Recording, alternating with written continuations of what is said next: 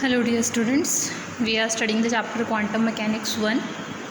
Last video में हमने discuss किया था that is about Planck's radiation law, जिसमें हमने स्टडी किया था कि जो एनर्जी होती है दैट इज़ एब्जॉर्ब्ड और emitted in the form of discrete packets of energy that is photons और क्वांटा। नेक्स्ट जो आज हमने इसमें टॉपिक स्टडी करना है that is photo electric effect.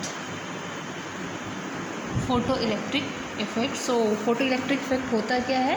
when a beam of light with frequency equal to or greater than a particular value which is known as threshold value is allowed to strike on the surface of a metal, the electrons are ejected. So it's like that कि जब भी हमारे पास कोई metal surface है उसके पास एक particular frequency के साथ, एंड पर्टिकुलर फ्रिक्वेंसी क्या है, या तो वो इक्वल हो या वो ग्रेटर देन हो एक particular value that is threshold frequency की, उसको हम स्ट्राइक करते हैं किसी भी मेटल सरफेस पे, तो वहाँ से क्या होता है, इलेक्ट्रॉन इजेक्ट होते हैं। सो यहाँ पर इलेक्ट्रॉन क्या होता है, उस मेटल सरफेस से इलेक्ट्रॉन इजेक्ट होता है। अब जब ये इजेक्ट होगा तो इसके पास एक काइनेटिक एनर्जी होगी that is half mv²। Kinetic energy of electron is half mv², and this is the electron यहाँ पर जो प्रेजेंट था, जो क्या हुआ है, इजेक्ट आउट हुआ है। This is the incident light and it's the metal surface. So it's definition is when a beam of light with frequency equal to or greater than a particular value। अब ये जो particular value है वो मैंने आपको बताई है, that is known as threshold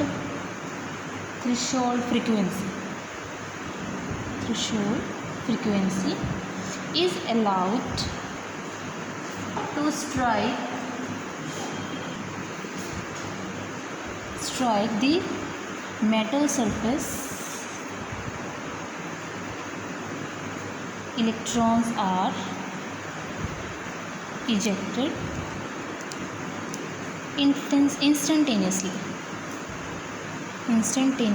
from the surface of metal,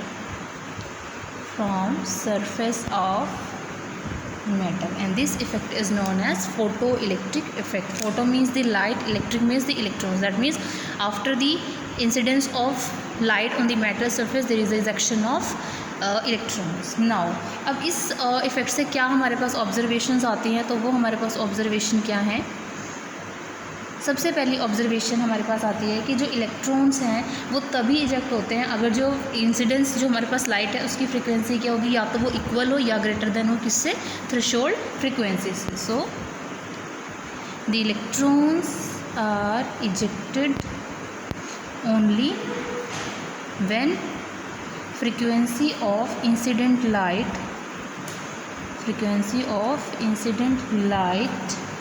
is equal or greater than threshold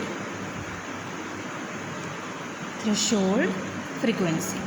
second observation क्या है कि जब यहाँ पर लाइट फॉल करती है किसी मेटल सरफेस पे, तो there is no time lag in between the ejection of electron. जैसे ही यहाँ पर लाइट स्ट्राइक करेगी इमीडिएट यहाँ से क्या होता है, इलेक्ट्रॉन इजेक्ट आउट होता है। So the process of ejection of electron is instantaneous. The process of ejection of electrons is or are instantaneous. That is, there is no time interval, or we can say no time lag between hitting of incidence light on metal and emission of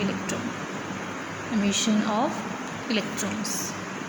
next हमारे पास observation क्या आती है कि जो kinetic energy होती है, यहाँ पर जो इलेक्ट्रॉन इजेक्ट आउट होगा, मोशन में होगा, तो उसके पास काइनेटिक एनर्जी होगी, तो वो किस पे डिपेंड करेगी, that depend on the frequency of light जो उस मेटल सरफेस पे क्या हो रही है, इंसिडेंट हो रही है। सो दी kinetic energy of emitted electrons that depends upon the frequency of incident light. Next point यहाँ पर क्या मिलता है कि यहाँ पर जो number of electrons eject out होंगे वो किसके प्रोपोर्शनल होते हैं, वो प्रोपोर्शनल होते हैं इंटेंसिटी ऑफ इंसिडेंस लाइट के। So number of electrons ejected और emitted that is proportional to intensity of incident light. अगर हम बात करें यहाँ पर क्लासिकल थ्योरी की, तो हमें पता है कि जो एनर्जी ऑफ लाइट होती है वो डिपेंड किस पे करती है, वो डिपेंड करती है उसकी इंटेंसिटी पे। इसका मतलब क्या है कि जब हम एक मेटल सरफेस को क्या कराते हैं, एक्सपोज कराते हैं लाइट के साथ कॉन्टिन्यूसली, तो आपके पास क्या होगा, इलेक्ट्रॉन्स क्या होते रहेंगे, यहाँ से काइनेटिक एनर्जी को गेन करते रहेंगे और वो इस सरफेस को क्या होते रहेंगे, लीव करते रहेंगे। मतलब उनकी एनर्जी आपके पास क्या होती है, बहुत ज़्यादा हाई हो जाती है कि वो इलेक्ट्रॉन इस मेटल सरफेस को लीव कर दिए। बट एक्चुअली ऐसा नहीं होता। ऐसा किसने एक्सप्लेन किया था, आइंस्टीन ने डिफरेंट ऑब्जर्वेशंस दी थी फोटो इलेक्ट्रिक में, जिसको फर्दर सपोर्ट किया था प्लैंक्स क्वांटम थ्योरी ने, कि आपके पास जो हर एक क्वांटम ऑफ लाइट है जिसको हम फोटोन बोलते हैं, अगर उसकी एनर्जी होती है वो किसकी इक्वल होती है, that is equal to h nu. That means आपके पास क्या है, फोटोन जब मेटल सरफेस को हिट करेगा तो ये अपनी जो एनर्जी है वो ट्रांसफ़र करेगा किसको, उस इलेक्ट्रॉन को, और उसी के बाद आपके पास जब वो एनर्जी इक्वल हो जाती है थ्रेशोल्ड एनर्जी के या उससे ज़्यादा हो जाती है, तभी वहाँ से क्या होगी, आयनाइजेशन होगी इस मेटल सरफेस की, जिसमें से इलेक्ट्रॉन क्या होगा, इजेक्ट आउट होगा। एंड जो रिमेनिंग एनर्जी होती है वो किस में कन्वर्ट हो जाती है, मतलब सबसे पहले आयनाइजेशन होगी जब ये इंसिडेंस लाइट इस पर फॉल करेगी, मेटल की आयनाइजेशन होगी ताकि वो इलेक्ट्रॉन वहाँ से रिमूव हो सके। दूसरा जो एनर्जी बचेगी वो एनर्जी किस लिए यूज़ होगी, उसको क्वांटम एनर्जी, उसको काइनेटिक एनर्जी प्रोवाइड करने के लिए। और ये इस टाइप से जो आपके पास काइनेटिक एनर्जी होती है उसी को हम क्या बोलते हैं, work function, and that is also equal to the ionisation energy of matter. तो यहाँ पर आपके पास क्या हो जाएगा, जो फोटोन है वो किसके इक्वल हो जाएगा, सबसे पहले तो वर्क फंक्शन उस इलेक्ट्रॉन को मेटल सरफेस से निकालने के लिए, प्लस जो बची हुई एनर्जी है वो किस में कन्वर्ट हो जाएगी, half mv²।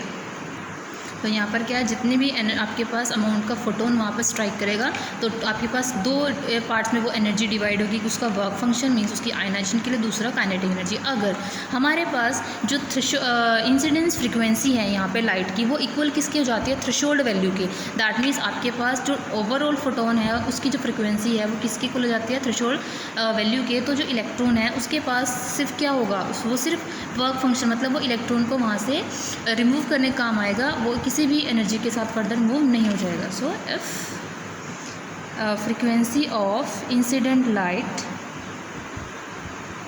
Is equal to threshold value, exactly equal हो जाती है, that is its frequency value, then electron emit without having kinetic, उसके पास कोई काइनेटिक एनर्जी नहीं होगी, क्योंकि इक्वली है, सारी एनर्जी कहाँ यूज होती है, उसको वहाँ से रिमूव करने में, मतलब वो इलेक्ट्रॉन फर्दर मूव नहीं कर पाएगा, उसके क्या होती है, काइनेटिक एनर्जी। दूसरा हमें पता है कि जो इंटेंसिटी होती है लाइट की, इंटेंसिटी ऑफ लाइट, उसका मतलब क्या है, इसका मतलब होता है कि नंबर ऑफ फोटोन जो उस मेटल सरफेस को क्या कर रहे हैं, पर यूनिट टाइम स्ट्राइक करते हैं। सो intensity of light is number of photons hitting the metal surface per unit time। इसका मतलब क्या है, अगर हम यहाँ पर इंटेंसिटी को इंक्रीज़ कर दें लाइट के, तो यहाँ पर क्या हो जाएगा, नंबर ऑफ इलेक्ट्रॉन्स एमिट होंगे, लेकिन उनका क्या है, काइनेटिक एनर्जी पर कोई इफेक्ट नहीं होगा। So therefore increase in intensity increases the number of electrons but have no effect on the kinetic energy पे उसको कोई भी फर्क नहीं होगा। सो इसी को अगर हम करें, यहाँ पर हमारे पास this is equation number 1, that is h nu is equal to h nu naught plus half mv²। This is a threshold frequency, so that is further written as we have h nu is equal to h nu naught plus half mv²। ये हमने study किया relation, इसी को हम कैसे लिख सकते हैं, it is also written as h nu is equal to h nu naught plus this is the kinetic energy।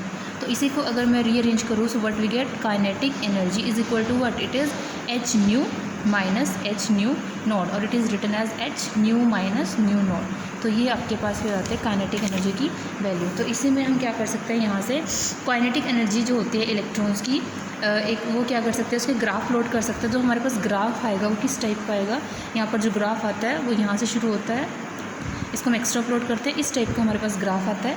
अब इस ग्राफ की जो स्लोप है वो आपके पास आती है h, और ये जो वैल्यू आपके पास आती है जो एक्स्ट्रा प्लॉटेशन आता है that is known, this is known as threshold frequency.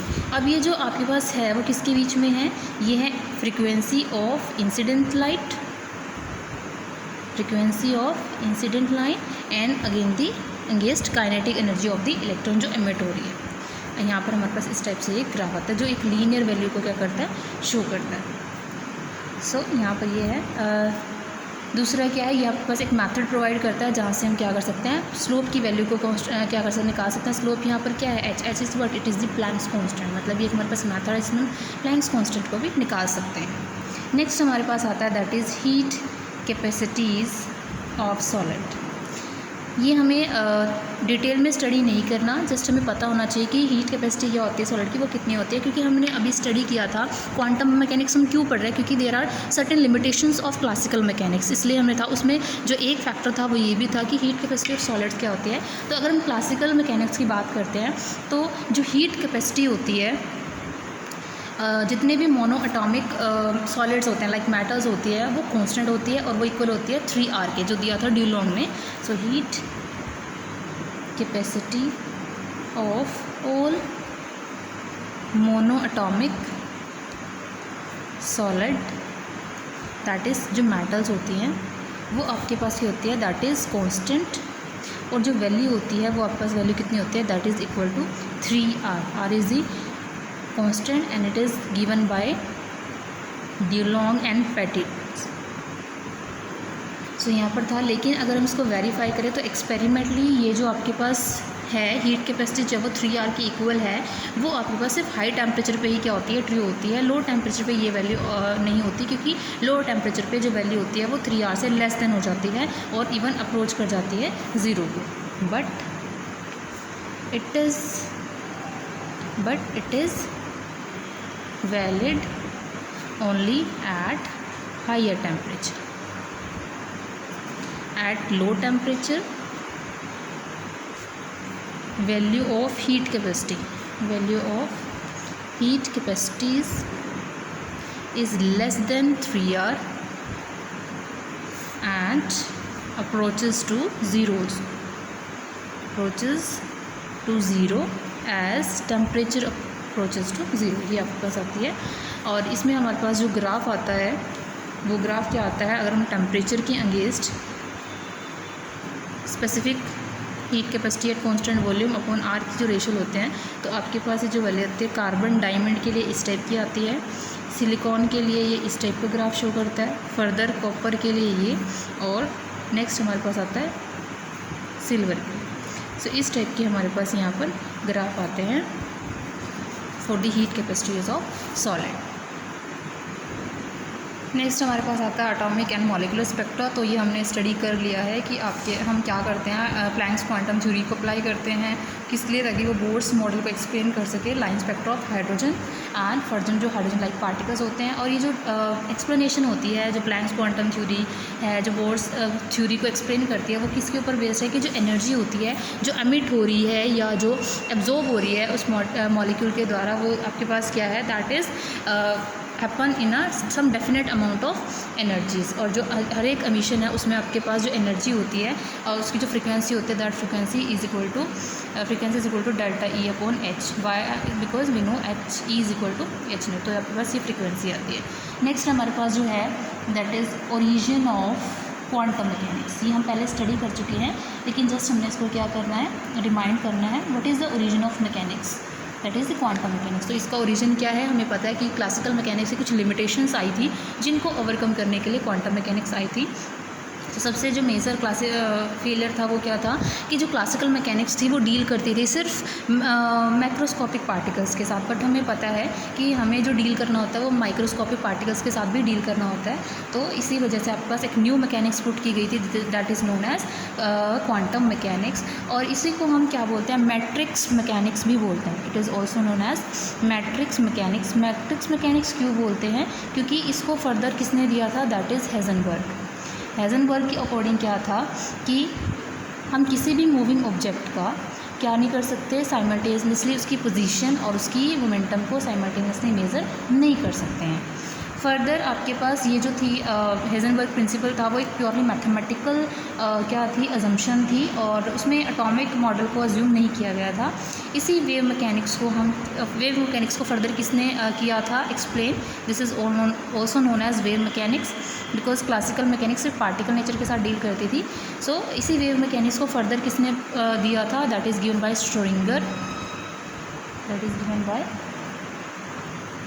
Schrodinger in 1926।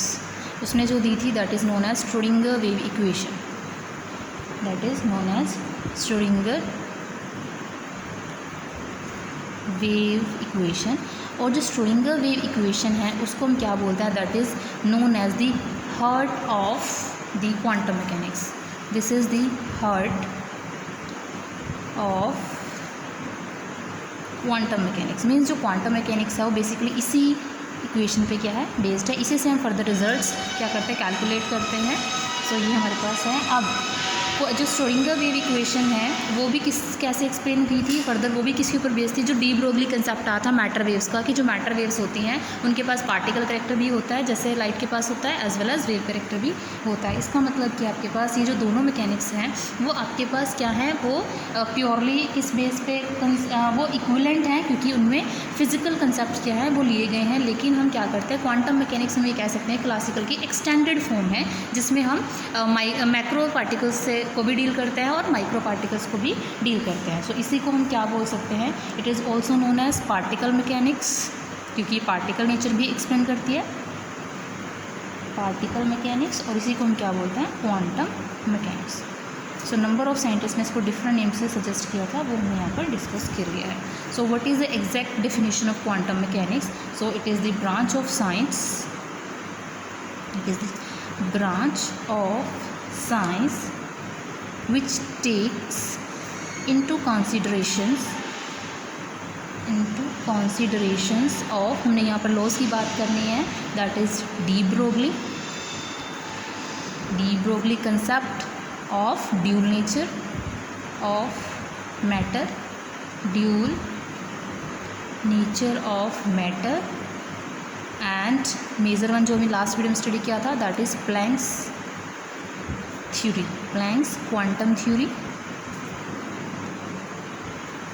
And क्या है, is able to explain the phenomena related to smallest particle, able to explain the phenomena related to small particles, that means the microscopic particles, is known as quantum mechanics. So that is quantum mechanics is known as quantum mechanics.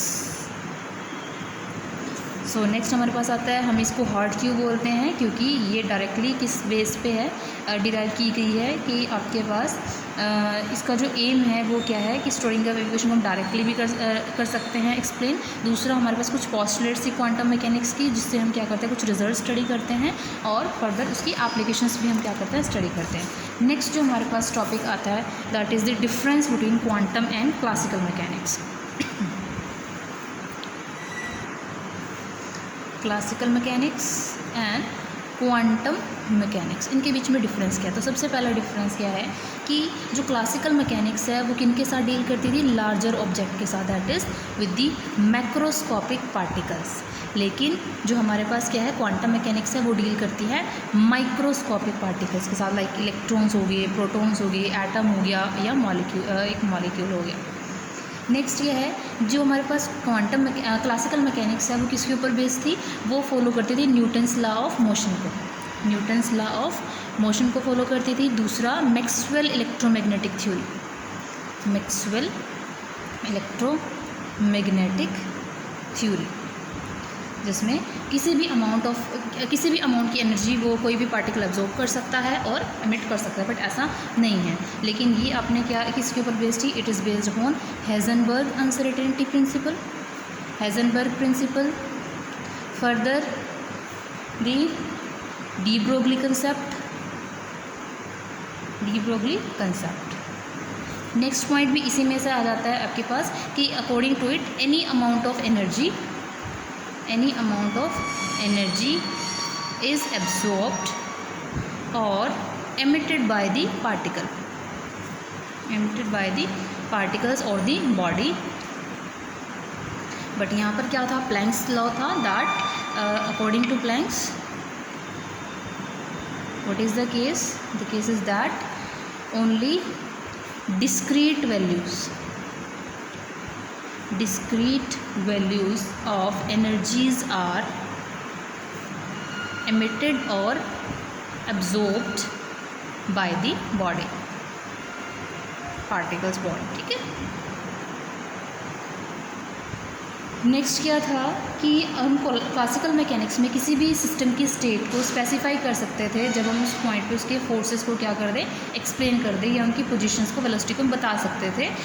लेकिन हमें पता है according to हेज़नबर्ग कि हमारे पास ये probability नहीं है कि हम क्या करें, इलेक्ट्रॉन्स को फाइंड आउट करें, उसकी मोशन को भी, उसकी पोजिशन को भी, उसकी मोमेंटम को भी simultaneously. So the state of system is defined by specifying all forces acting on the particle as well as position को भी बता सकते थे एंड मोमेंटम को। इसका मतलब क्या है कि क्लासिकल मैकेनिक्स के बेस पे हम जो सिस्टम है उसकी फ्यूचर स्टेट को भी बता सकते हैं, but it is not possible. तो जो क्वांटम मैकेनिक्स है it gives only the probability, it gives the probability of finding the particles, that is the microscopic particles, finding the particles at the various locations in space. Like हमारे पास orbital हो जाता है। Okay, next आता है what is the relation between quantum mechanics and classical mechanics. मतलब classical mechanics और quantum mechanics कब similar behaviour show करते हैं। So next is the relation between classical and quantum mechanics.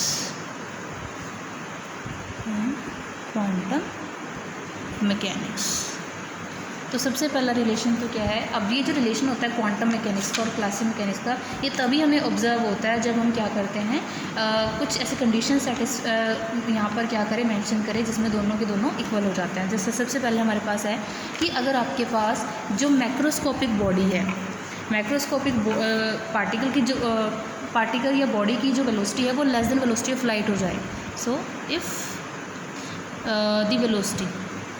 The velocity of macroscopic particle is less than velocity of light, means we have velocity of light is very less than light, then what happens, then quantum mechanics gives same result as Newton's law। जो Newton's classical mechanics के laws थे वो similar result यहाँ पर क्या करते हैं, quantum mechanics show करती है।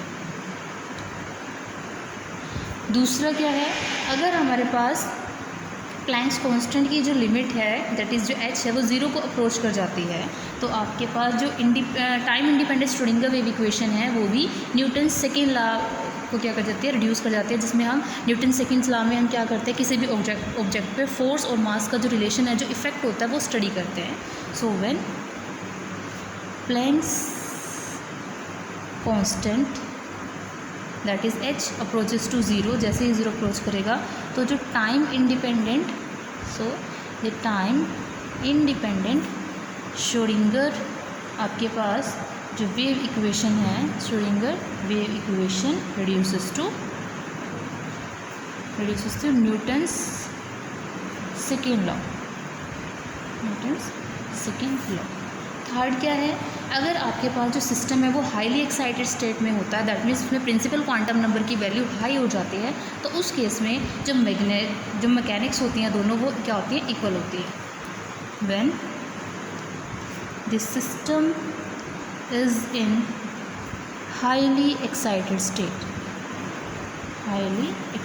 State, that means value of principal quantum number is high, then both mechanics, that is quantum and classical, gives same result, इसको हम क्या बोलते हैं, also known as Bohr's correspondence principle, also called as Bohr's correspondence principle, और इसी को हम क्या बोलते हैं, प्रिंसिपल ऑफ कॉम्प्लीमेंट्री।